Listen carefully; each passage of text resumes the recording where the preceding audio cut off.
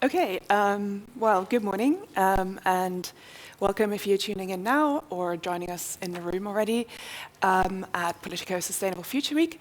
My name is Zia Weise. I'm a climate journalist at Politico, and sorry, I'm here with a group of MEPs, and I hope we'll have a very lively debate about the European Green Deal, which is almost 4 years old now. And yeah, by the time it turns 5 next year, we'll have a different parliament, a different commission. So yeah, hoping to talk to you about the present, future challenges that the Green Deal may face. And just a reminder to the audience that you can ask questions through the SwapCrowd platform. And yeah, feel free to live tweet or whatever we call it now, whichever platform you're using. And yeah, I'm delighted to welcome our panelists. So we have Javi Lopez, who's a Spanish socialist. We have Maria Spiraki, who is an EPP lawmaker from Greece, and Ville Niinisto, who is a Green lawmaker from Finland. And we are also meant to have Pascal Canfin from Renew Europe, who chairs the Environment Committee, but he's running a bit late, so we're just going to start without him. But yeah, so you've all been closely involved in Green Deal lawmaking. You're all, basically spent probably the better part of your last 4 years doing that. And I remember, like almost 4 years ago, Ursula von der Leyen unveiled the Green Deal, and she said this was Europe's man on the moon moment. So to start with, can I just ask you, do you think we've put a man on the moon, metaphorically speaking? Did it live up to that very high expectation? Javi, do you want to go first? Well, I think we are working in progress, and we made the right steps during the last years. I can, if may I say so. First of all, I think that the structure of the climate legislation, it's done. The structure. We have areas of improve. I would say 3 areas of improve that we have to do it on climate, buildings, transport, agriculture. That it's usually the elephant in the room in these discussions. But the structure of climate, it's done and it's approved. For me now, the key discussion will be the national plans, the national energy and climate plans that actually the European Commission is reviewing, and we will have the answer at the end of the year, and like the adaptation of the next year. Because if the national plans are able to be enough ambitious, we could be able even to move to 57% of reduction of emissions for 2030. This is on climate. Where we are having more problems, and this is part of the discussion on the European Green Deal, it's on biodiversity and pollution. Sorry, just to interrupt, we have Pascal here with us finally, so please do join us. Here he is. Thank you. Hi, Pascal. Okay. Hello. We were just doing a brief intro round, and I wanted to know if you think whether the Green Deal has sort of lived up to the very high expectations that were set 4 years ago. And yeah, I'd like to ask Maria next. Thank you for having me. Well, first of all, I think that we should be optimists. We did the job in various cases, starting with renewable energy. We increase the proportion of renewable energy in our energy mix. We have the go-to areas. We have to accelerate in terms of implementation, engaging local authorities, national authorities, and also increasing the public acceptance, which is a key. We have chemical legislation improvement with CLP. I'm the mom of it. We have a lot of improvement in terms of methane. But we are still having the so-called climate gap. And allow me to go on this because it is very, very important for our societies. It is the money we spend in terms of natural disasters. And it is a huge amount of money. In the United European area, it is approximately 12 billion per year after 2020. So we have to do more. We have to streamline our policies. And at the end of the day, we have to monitor closely the implementation of our legislation, which is a key. I'm going to come back to that, but Ville, do you share Maria's optimism? Well, yeah, I've been doing international environmental and climate politics for 20 years, and if I'm honest about it, we Greens abstained in the vote in the Commission's work program and the Green Deal and von der Leyen's vision in the beginning of the period. But I have to say that they have done more than we expected to deliver, because we were quite skeptical about whether this was really a Green Deal Commission. But I think it has been, and the Commission's support for Green Deal targets has been unwavering. There is the 57% ambition to 2030 if you include the carbon sink aspect, and the legislative program was broader than any country or supranational body has done. So I think it's very clear that the Green Deal has been well implemented. Having said that, it's still not enough. So what Maria is saying, and she belongs to the part of the EPP who wants to do more, I'm happy that there are still some of those. But it's also very clear that the details of the Green Deal are the problem now, that when we come from the overall targets into implementation in various sectors, we have problems with people who support a very conservative idea what agricultural or forestry subsidies should look like, and some industrial sectors still haven't taken on board the clean tech investments in a way as the electricity sector has done. In a country like Finland, our electricity system will be totally 100% free of fossil fuels within the next 2 years. I mean, it's a remarkable success and huge investments coming. So a lot has been done, but I think the land use sector and the more harder to abate sectors are still lagging behind. Yeah. And Pascal, as chair of the Environment Committee, you've seen the good, the bad, the ugly of the last 4 years. First, What do you think? sorry for being slightly late. And I'm very happy to have Maria as EPP members asking for more. And the Greens and Villiers as the Greens saying that he should have voted in favor of the Green Deal from the beginning. So, I mean, as Renew and SND, we are consistent, so it's fine. But well, that's very interesting because we all know that it's a big political debate in some groups, including EPP and starting with EPP. But I think we have now found in the Parliament a way forward to overcome the crisis we had at the beginning of June and July on this nature restoration law. We found a deal a couple of days ago.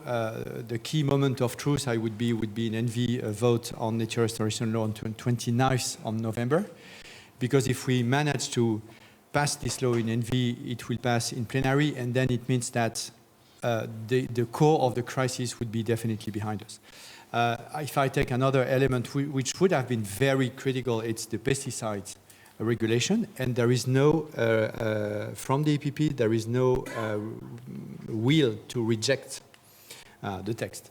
Of course, we discussed the timing, we discussed a lot of things like on air quality and so on, but there is no willingness to kill the text. So this idea that there would be a political front made of part of EPP and ID against NECR, against the whole Green Deal that could just kill the Green Deal energy, I mean, now it's very good news, more and more behind us. I hope I'm not too optimistic, but that's what I can read. Then, to conclude, we managed to get enormous results.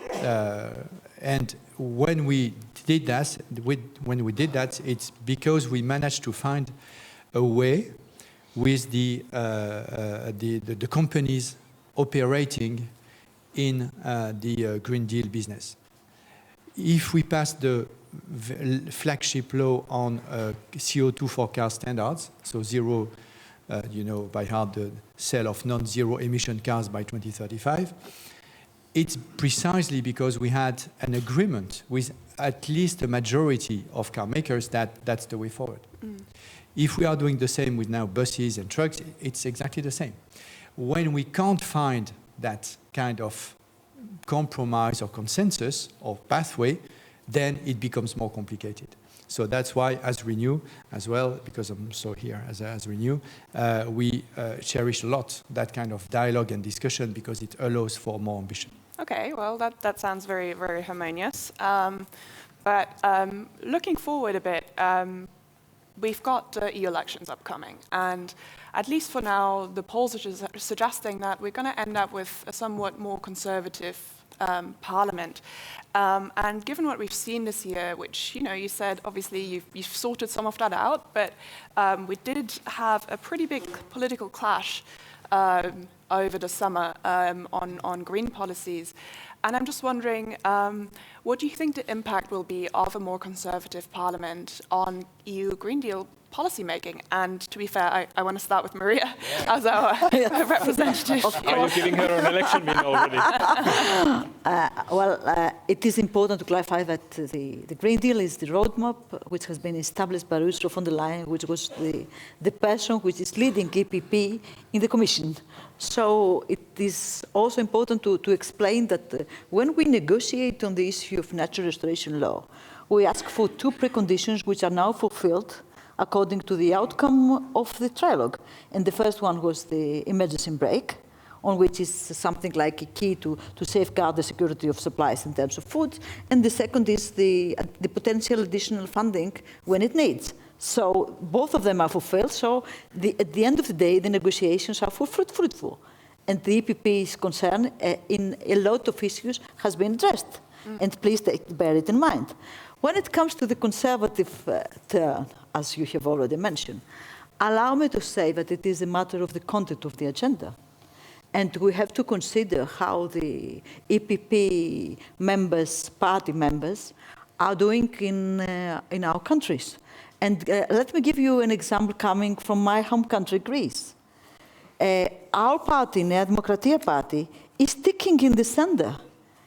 It is at the very first level protecting the people that they are most vulnerable, and at the same time opening the agenda of LGBTQ plus people. It is sticking in the center in terms of alliance. We have three very, very small parties at the radical right, but we are not opening the discussion with them. We are opening the discussion in the center, and according to my opinion, political opinion, as EPP member here in Brussels, I think that my physical partner is Pascal. My physical partner is in the center. My physical partner is Renew, partially Socialists, partially the Greens, the so-called von der Leyen Alliance.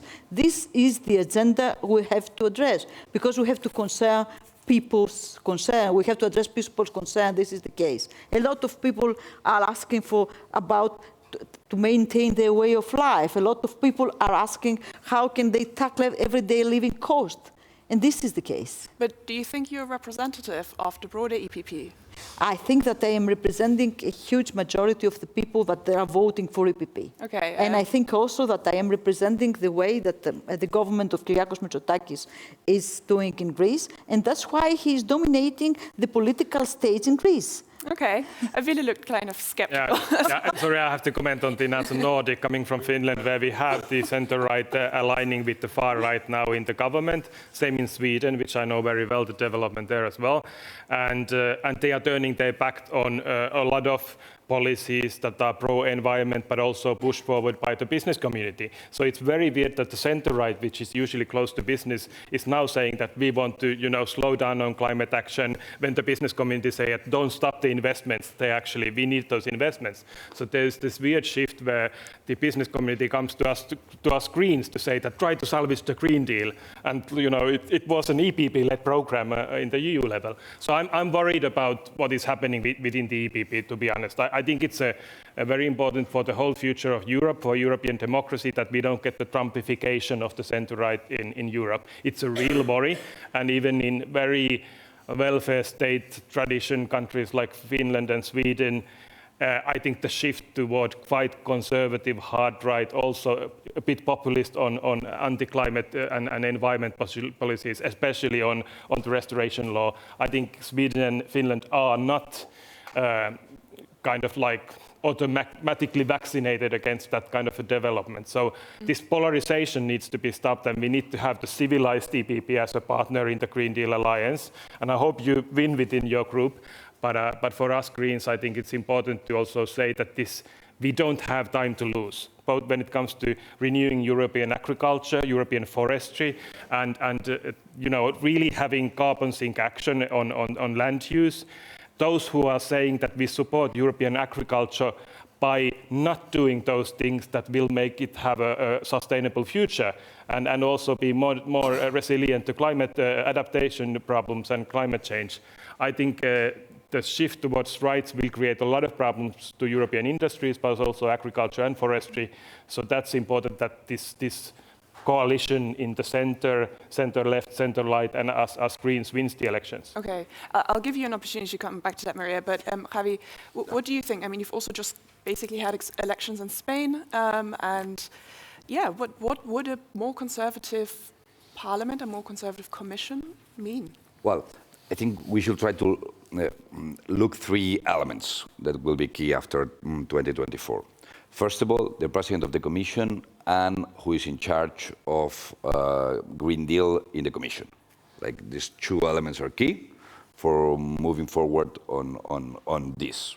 Because to be honest, we had the willing of the president of the Commission working on that, von der Leyen, but also we had to Franz Timmermans he was a key actor moving in this direction.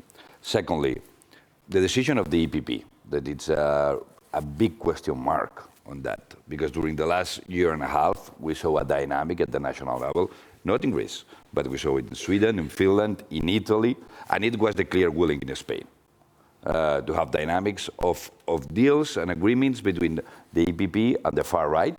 And we already know that here in Brussels, there are people that projecting this idea to reproduce this dynamic of deals in 2024 for the top jobs, for the big discussions, and introduce a different view of how politics in the EU worked the last decades, literally. Well, for example, in Spain, like an example of what the EPP is doing, the president of Madrid, of the region of Madrid, the plan that presented in the last elections for fight against climate change, it was gift a plant to everybody for the balconies. Real. Like this kind of things we are seeing.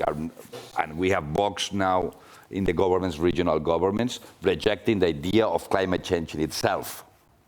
Not saying, well, always the climate change. And the third element that we have to see, not only if the EPP keep like, I would say, a health balance of powers between the main political families, that we are here, or these dynamics. The third element that it's important to see in the elections and the results of the elections is we had majority in the parliament, liberals to the left, okay? Not always use it, but this was a lot of average of political negotiations, always. And this was really useful to have this majority present in the parliament, and we have to ensure to have it. Also to have the EPP inside, and not to use it always, but to have it as a card. And politics is not only about arithmetic, I will say, not only like the names, also it's about history. And my last element, I will say, like we had 2 major events during this mandate. It was basically COVID and Ukraine, the war in Ukraine. It was not clear at the beginning, but both help us to move in this agenda for different reasons, because pandemic created the next generation EU, and now we have mobilizing a lot of resources to this agenda. And obviously, because after Ukraine, like energy renewals, it's not a debate about climate, it's a debate of geopolitics and strategic autonomy. And then we will see the elections, but also we will see what happens in the world the next mandate. Yeah. Pascal, there's been some really razor-thin majorities or barely majorities in the Environment Committee. They've gotten quite tight, especially on the nature restoration law and like similar laws, right? So if there's like just the slightest shift like in majorities in the next parliament, like that could really affect like majorities in like committees such as yours, right? Yes. Yeah. And it's called democracy. Fortunately, unfortunately, but it's called democracy. So now it's the people's responsibility to choose who they are going to vote for. What I would like to comment is first that I'm fully behind what you said about Trumpification. I mean, one of the strengths of Europe regarding global competition towards net zero, green technologies, IRA, China, and so on, is to have a more stable political scene on the Green Deal than the US. Where, I mean, you are pro-climate, you are a Democrat, you are anti-climate, and if you are Republican, you cannot be pro-climate. It's over. Years ago, you had still this middle ground. Now it's completely polarized. And if we import this polarization, in Europe, we will destroy massive value, including from a business perspective. I'm fully in line with what you said. And that's one of the main risks of the strategy of part of the EPP. You are not part of that, part of the EPP, that pretend they could create an alternative being anti-climate together with ID. I say pretend because I think that when you look at the score at the end, they are very far from having a majority. But the mere fact that they pretend it's a credible alternative weaken the stability of Europe regarding the Green Deal. So that's one of the tough risks. So that's why they had to lose. That's why the restoration law was so important, because it's so important that they lose. Same for air quality.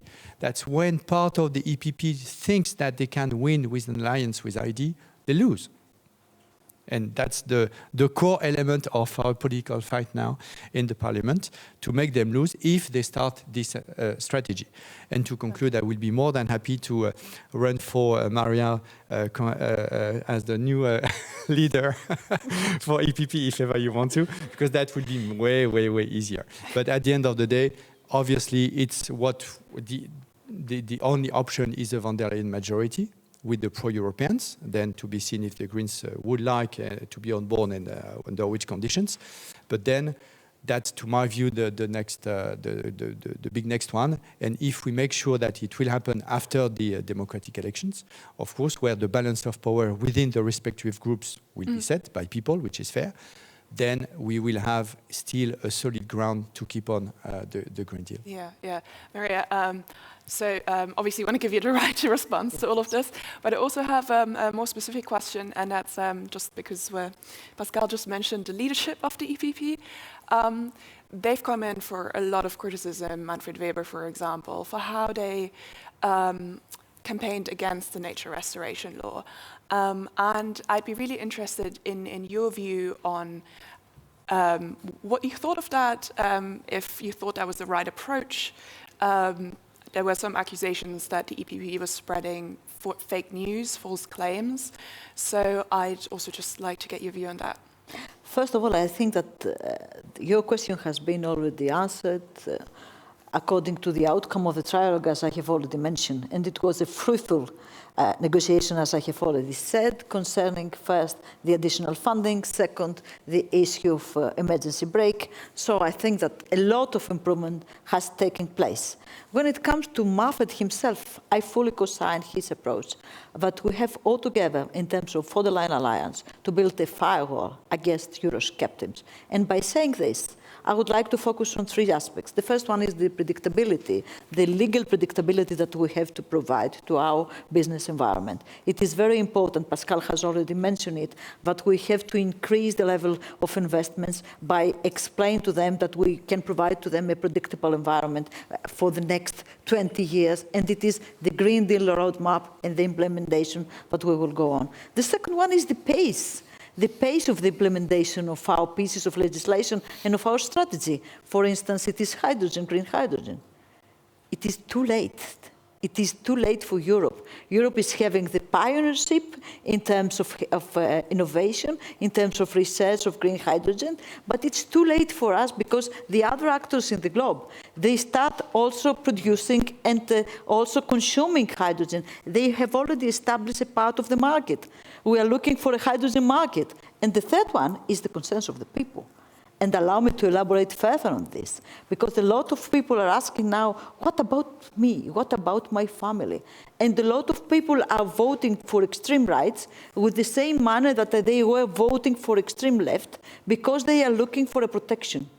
And the question for all of us is, how can we address their concerns in terms of migration, in terms of not having a kind of racism and xenophobia when we have the issue of migration, in terms of soaring prices in the energy, and explain to them that we have to give them a lot of clean and green energy in order to reduce the price and increase our strategic autonomy, reducing our dependency from various sources, including Putin's Russia.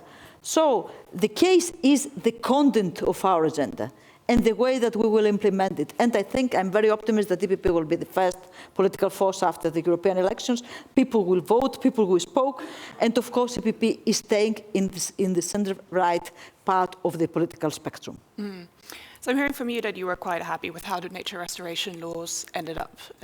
Is that fair to say, briefly? I think that the way that the trialogue is finally concluded is something that it is in the right direction. And I would like just to say that according to the Greek approach was yes in the general approach of the Council, because it is also creating an environment on which the overriding interests like the deployment of RES is protected. Okay. Ville, you worked a lot on carbon sinks, right? I mean, the LULUCF legislation and others. And I've been wondering, do you think that how the nature restoration law ended up, and which many have said was watered down from the original approach, will that affect the EU's capacity to absorb CO2 through natural areas? Obviously, it will. It will affect the Commission's proposal would have been a lot better. And I think the process was, to be honest, shameful, because there was a lot of misleading arguments from EPP side, and the whole idea that we would just throw away an important piece of environmental legislation precisely after EU have actually agreed in the UN Montreal Kunming Protocol that we will work towards halting the loss of biodiversity by 2030 and agreed globally to have restoration targets, then we would then stop it. I think it was a really like tragicomical farce from EPP's side, and now saying, even I know that some in EPP maybe didn't want to choose that strategy, but now they are trying to say that, oh, we made it better. No, you wanted to get rid of it. You voted against it. That's what you did, and the others saved it. There was a coalition who saved it, that the parliament had a majority position where we could have the trilogues, and here also I'm just saying that the previous Marin government in Finland would have most likely agreed the council position, because they had a lot of their worries included in the council's approach, but the new far-right, center-right Finnish government voted against also in the council because of EPP has been gliding towards this, that we don't want biodiversity work is bad for economy. That's what they say. And I think we don't have time for that kind of bullshit, because if we think about the situation of the dire straits of the climate crisis and the interlinkages between biodiversity loss and biodiversity crisis and the climate crisis, we can't tackle those without having really good interlinkages. And that's what we need in the LULUCF and the carbon sink work and the nature restoration work. Okay, in the end it was good that we got the restoration law, so I'm happy that there is an outcome, because the framework itself gives us a political guidance where the Commission can push all member states to work on restoration, but the targets are somewhat diluted towards 2030, 40, 50, and especially restoration of peatlands and these kind of organic soils and agricultural land. There are some problems that have negative effects on the carbon sink potential of the restoration work. Obviously, the member states can do more than the minimum of the restoration law, and there is a demand on the LULUCF to also promote biodiversity and have the interlinkages. So this is, I think 2030 still will be very interesting in the sense that we will create more incentives, more markets for real carbon action on land use, which we haven't had before, and negative costs for destroying biodiversity and climate and carbon sinks. And it was important that the nature restoration law was salvaged, because it will help in that. But whether Europe will be doing its part to achieve the 1.5 Celsius degrees targets of Paris with these agreements, no. We are not close enough to be aligned to 1.5 degrees, and our carbon budget that we have left, we are almost using it by 2030 already. So we should do more. We should also acknowledge that. Okay, yeah. Maria, obviously, I can see that you want to respond to that, but I also want to stick a bit with agriculture, which you've all mentioned as a crucial area going forward in terms of EU green policy. And it's probably fair to say it's one of the more controversial areas. That's usually quite emotional as well. And so, Maria, what do you think should be the Commission, like what should the Commission do about agricultural emissions? You've specifically worked a lot on methane, and methane in the agriculture is obviously a huge problem. So how do you address that going forward?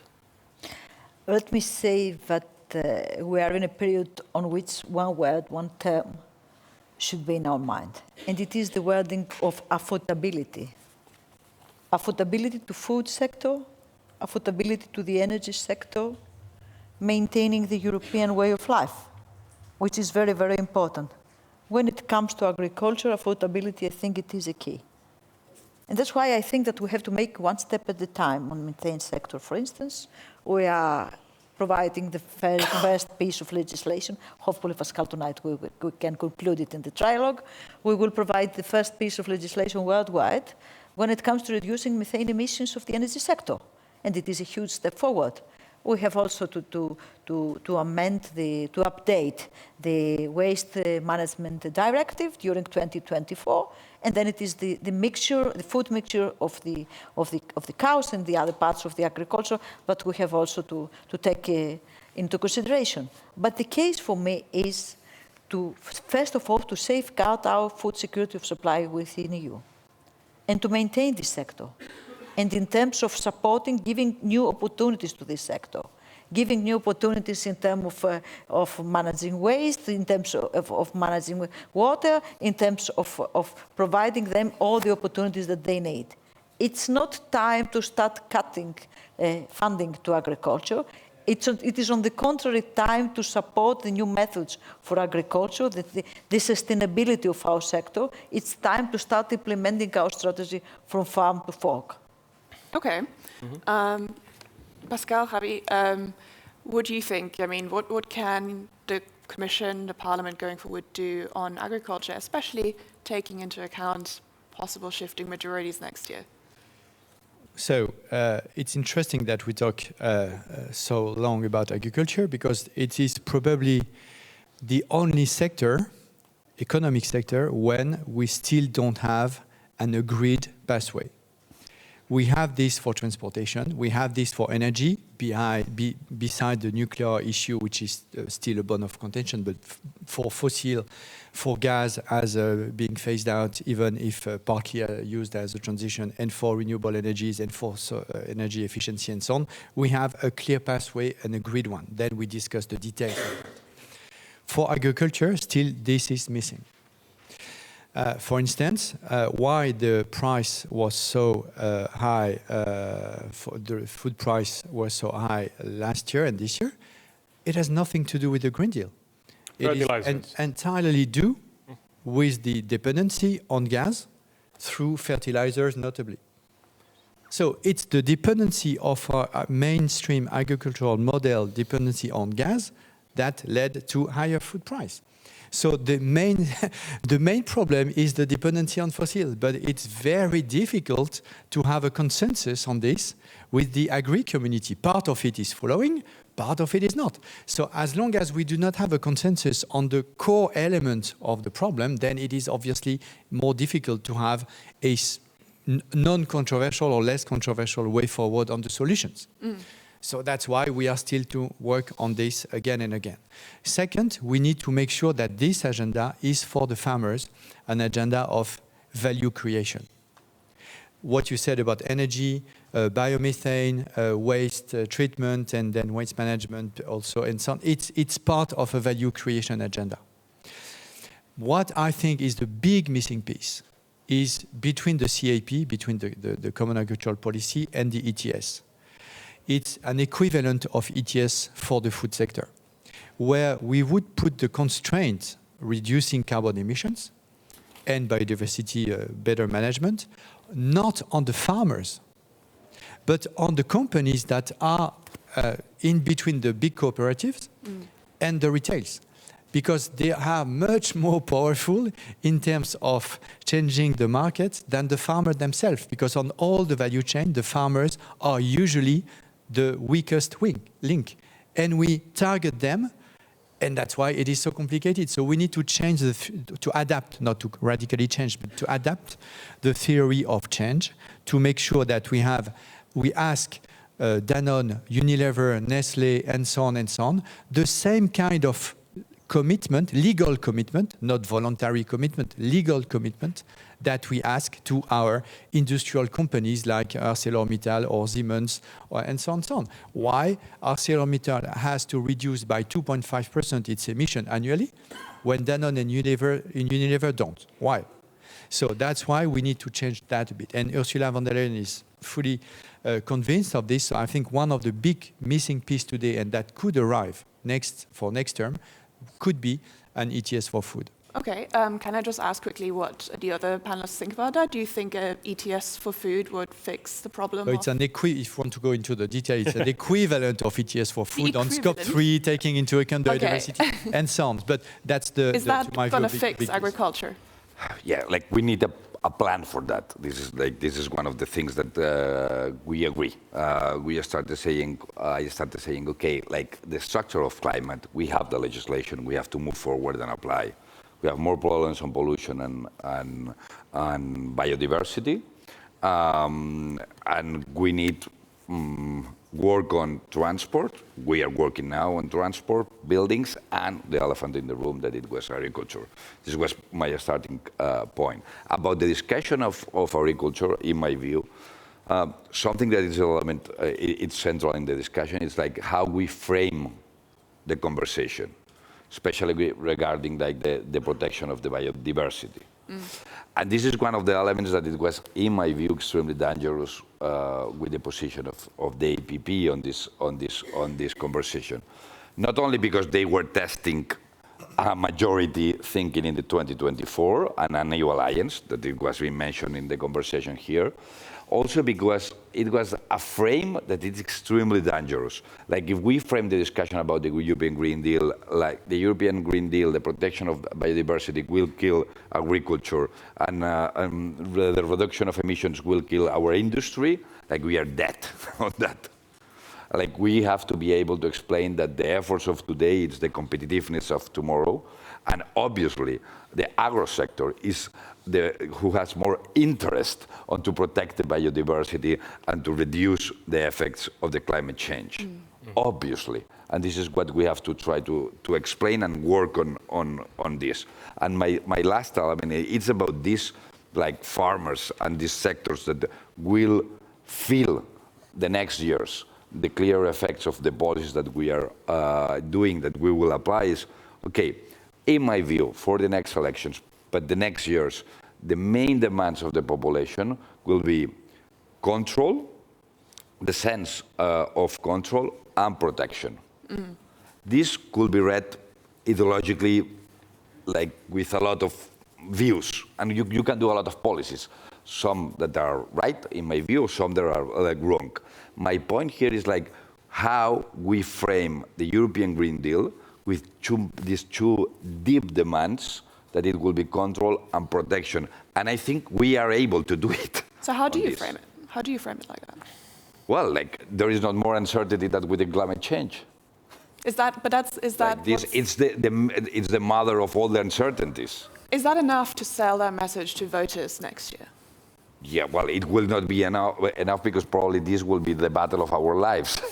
It's not about the next elections, but like explain that our roadmap, our policies to control the climate change, the adaptation, minimize the impact of the climate change, it's like to keep control of our lives and our societies. And like there is not better protection for our societies and our citizens than this.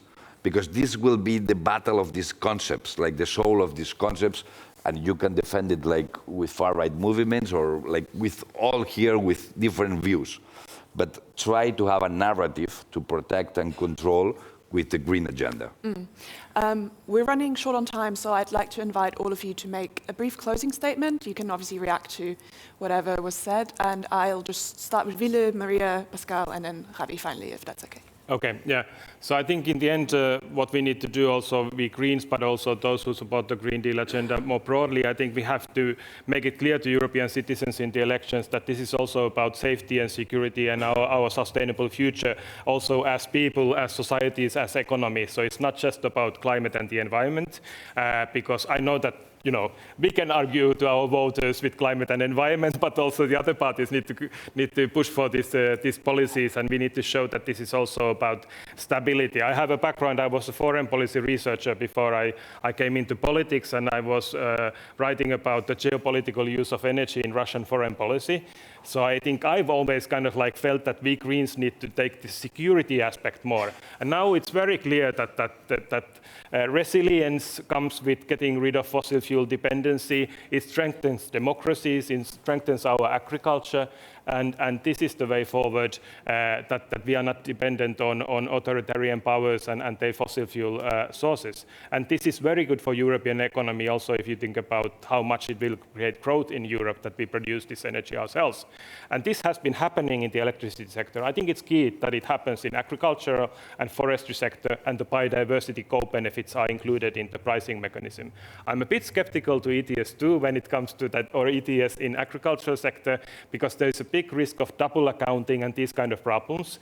But what I can say is that I agree with Pascal that there should be a pricing mechanism, that all public money should support climate and biodiversity benefits and sustainable agriculture and forestry. So no money to bad practices anymore. So we need to reform the cap.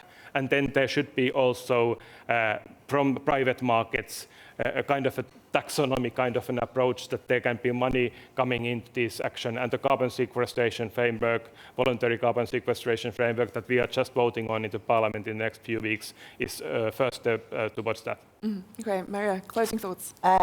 Very, very briefly, I think that it will be the mandate of implementation of Green Deal, and thank you very much for having representatives of the whole Green Deal spectrum in the Parliament.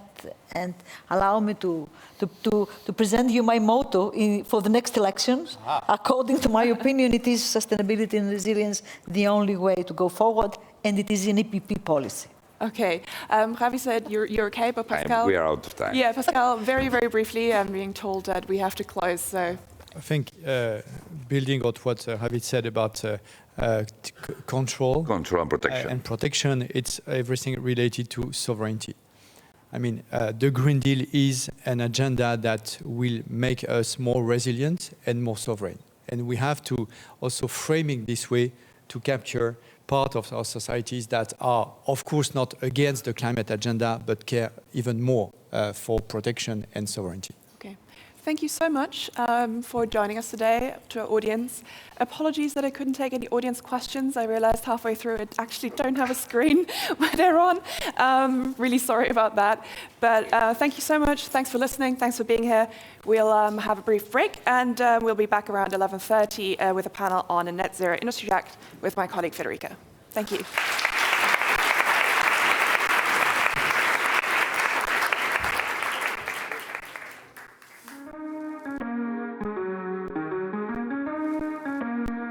This is an age of disruption, of profound revolutionary change. What we're really asking ministers is to empower the ambassadors. The only thing that you really push forth is the truth. You don't see many women represented when it comes to the decisions as to how to handle the pandemic.